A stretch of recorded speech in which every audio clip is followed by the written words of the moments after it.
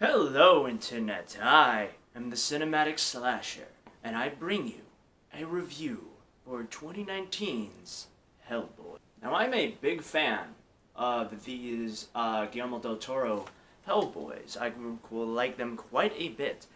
And I also really enjoy the comics. These two are, the movies and the comics are not the same. They are very different. And I was really looking forward to this reboot, saying we're going to take it more rooted in the comic, we're going to make it R-rated. And we're going to put on a really great horror director, Neil Marshall, who's directed one of my absolute favorite horror movies, The Descent. Then we're going to cast David Harbour from Stranger Things fame as Hellboy, and I was like, yes, I'm on board. Ian McShane as the lead of the PPRD, yes, let's go. And then I saw it. And I left that theater with my head hung real low. This is one of the most disappointing movies I've seen in quite a long time. And this might be one of the worst movies I've seen this year. Let's talk about it. I'll start with the good. The performances are pretty good. There's no one who's bad. David Harbour is charismatic as Hellboy. He's definitely a good replacement for Ron Perlman. I thought Ian McShane was good for what he was given. The Mila Jovovich as the villain was just kind of there, though.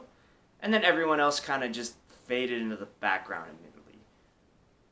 Some of the action scenes are actually quite well done. There's a few one-shot sequences that are done really, really well. And a lot of the practical effects look great. And that's about where my positives end, because everything else sucks. The plot. This is a huge penalty card right here. This is a scattered plot. This plot is all over the place.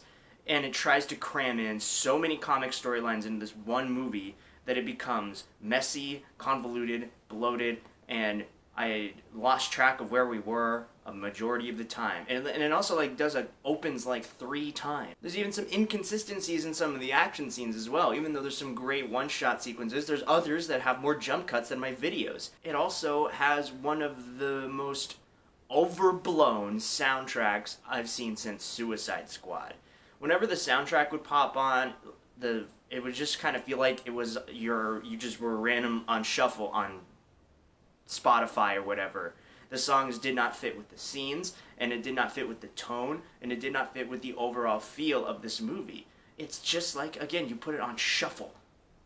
Oh, here's a Muse song. Oh, here's a White Stripes song. Here's a Black Keys song. Here's this song. Here's that song. That's all the soundtrack was. And it was placed in weird and off places. And some songs, get another penalty card here, they felt out of place and unnecessary. And they get a double one on top of that because now they're pointless. The middle of this movie also drags. It is a complete and total dead middle, which is another penalty card. It is so slow in the middle. It just keeps meandering around for so long. And it just gets so boring in that part. And the climax gets super duper messy and convoluted and really boring. I didn't feel the stakes, and I didn't really end up caring all that much. And I cared about this movie so little that by the time the end credits showed up, I didn't stick around for a post-credit scene. There probably is. I don't care. I just want to get the hell out of there. I'm sorry. This movie was a gigantic, colossal disappointment. And I'm sorry, Hellboy 2019, but I've got to kill ya.